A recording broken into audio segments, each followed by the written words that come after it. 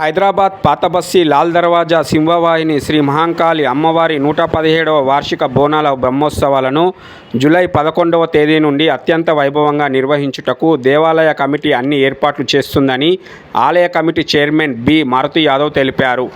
ఆలయ ఆవరణలో ఏర్పాటు చేసిన విలేకరుల సమావేశంలో బి మారుతి యాదవ్ మాట్లాడుతూ, తెలంగాణ రాష్ట్రంలోని అత్యంత వైభవంగా ప్రతిష్టాత్మకంగా జరుపుకునే పండుగ బోనాల పండుగ ఉత్సవాలన్నారు.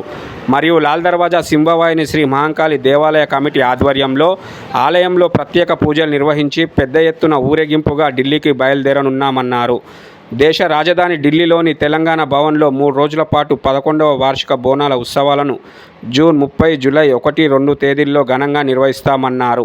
ఈ కార్యక్రమంలో ఆలయ కమిటీ సభ్యులు పాల్గొన్నారు. ఈ రోజు నాకు చైర్మన్ గా అవకాశం ఇచ్చారు. నాకన్నా మించి పెద్ద మనుషులు చాలా ఉన్నా కానీ చైర్మన్ మాజీ చైర్మన్ విష్ణుగౌడ్ గారు కానివ్వండి, లక్ష్మీనారాయణ గౌడ్ గారు, సి వెంకటేష్ అన్న ఇత్యాది మొత్తం మాజీ చైర్మన్లు అందరూ కూడా లేదు పనిచేసిన వాళ్లకు మనము గౌరవం ఇవ్వాలన్న స్ఫూర్తితోటి వాళ్ళందరూ నన్ను ఏకగ్రీవంగా ఎన్నుకున్నందుకు వారందరికీ పేరు పేరున ధన్యవాదాలు తెలియజేసుకుంటున్నాను.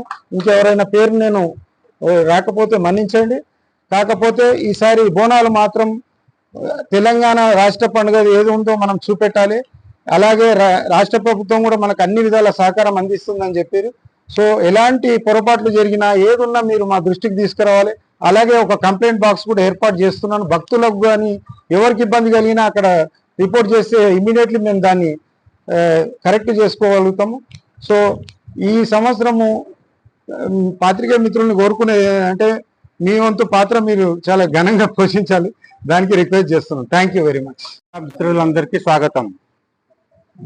117వ బోనాల ఉత్సవాలు జరుపుకోబోతా ఉన్నాం. దానికోసం ఈ ప్రెస్ కాన్ఫరెన్స్ నిర్వహించడం జరుగుతుంది.